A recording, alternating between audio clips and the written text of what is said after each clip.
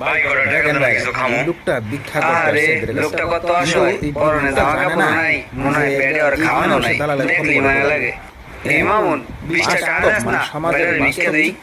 আমার আবার এরকম অসহায় গরিব মানুষ দেখলে বুঝতো মনটারে মানাইতে পারি না। তুই একটা কাম কর, 10 টাকা না আরো কিছু বাড়াই দে। এই না তুইও 10 টাকা দে, রাসেল ভাই আমিও 10 টাকা দেন, 10 টাকা লাগবো, পারলে একটু বাড়াই দিয়েন। দালালরা দে দে দে, আর দিস না, দাঁড়াও ভাই দিতে আসি, একটু খারাও। টেনশন করো না, তোমার দেখতে আমার খুব মায়া লাগছে।